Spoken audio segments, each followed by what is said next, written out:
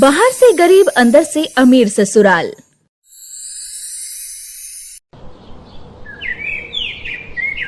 भगवान के नाम पर कुछ दे दो साहब, 2 दिनों से कुछ नहीं खाया है।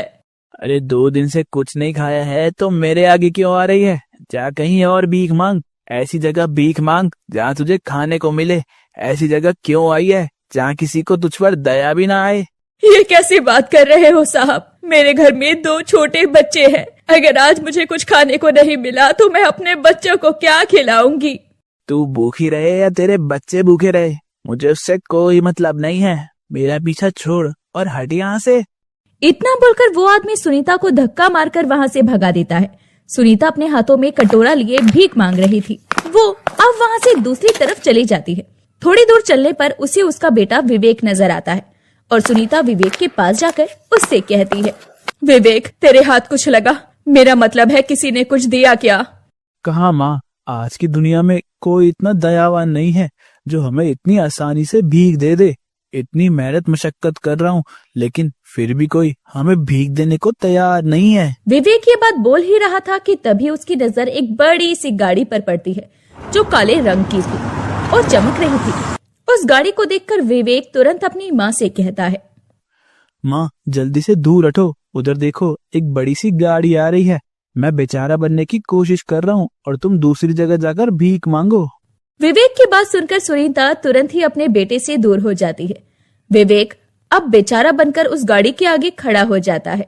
मैडम मुझे कुछ खाने को दे दो। अगर मुझे खाने को नहीं दे सकती तो कुछ पैसे ही दे दो। दरअसल पिछले 4 दिनों से भूखा हूँ। माँ बाप ने बचपन में ही छोड़ दिया था, तब से चाचा चाची ने मुझे पाल पोस कर बड़ा किया है और अब जब बड़ा हो गया तो भगवान ने ऐसे मुकाम पर लाकर खड़ा कर दिया है कि आज मैं चाहकर भी कुछ नहीं कर पा रहा।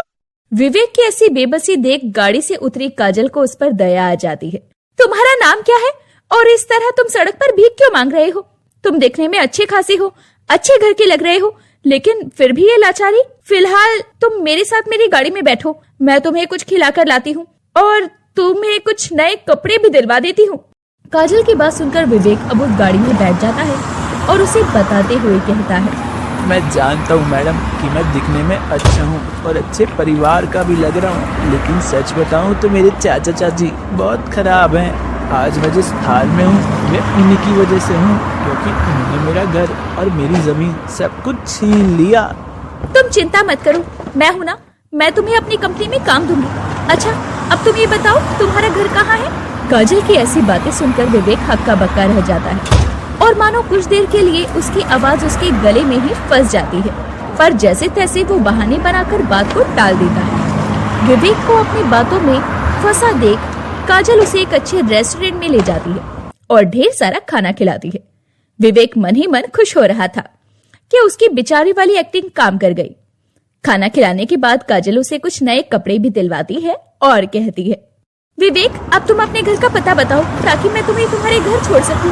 काजल की ऐसी बात सुनकर अब विवेक उसे अपने घर का पता बता देता है। उसके बताए पते पर वो उसे छोड़ने जाती है। विवेक उसे शहर के एक पुराने और सुनसान इलाके में ले जाता है, जहाँ एक बहुत ही पुराना और डरावना सा दिखने वाला टूटा हुआ मकान था।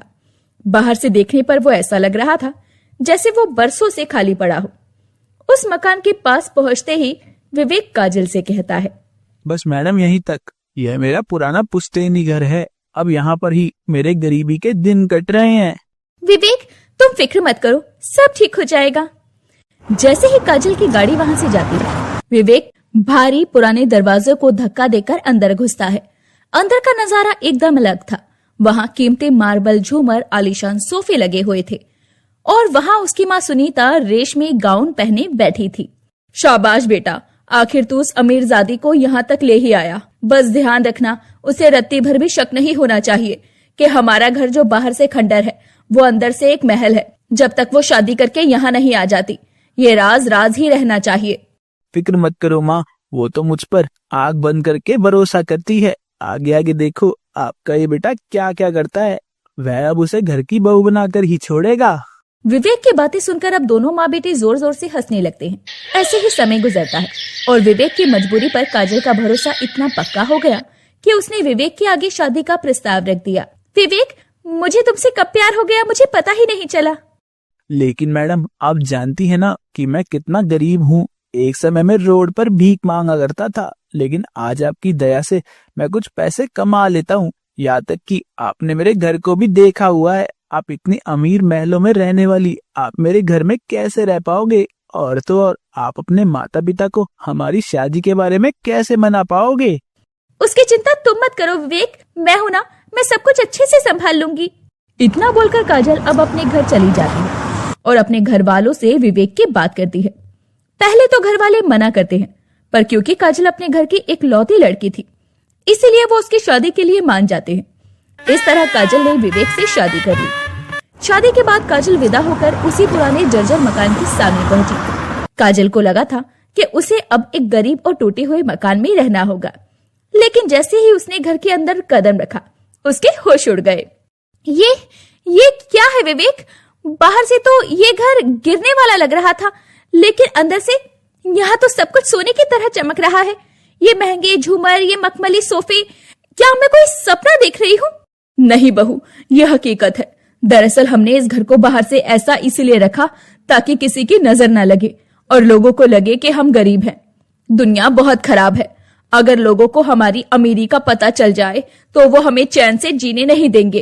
पर माँ जी, विवेक ने तो मुझसे भीख मांगने की बात कही थी। उसने कहा था कि आपके पास खाने को कुछ नहीं है। अगर आप इतने अमीर थे तो आप लोगों ने झूठ क्यों बोला? अरे काजल, वो तो बस एक छोटा सा टेस्ट था। मैं देखना चाहता था कि तुम मुझसे प्यार करती हो या मेरी दौलत से। अब देखो, तुम इस महल की रानी हो। उनकी बातें सुनकर काजल को थोड़ा अजीब लगा, पर उसने सोचा शायद ये लोग अपनी सुरक्षा को लेकर कुछ ज्यादा ही सावधान रहते हैं।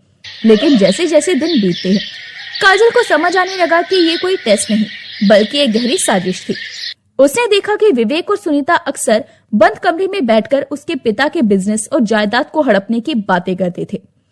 ऐसे ही एक रात जब काजल पानी पीने के लिए उठी, उसने विवेक और सुनीता को लिविंग रूम में बातें करते सुना।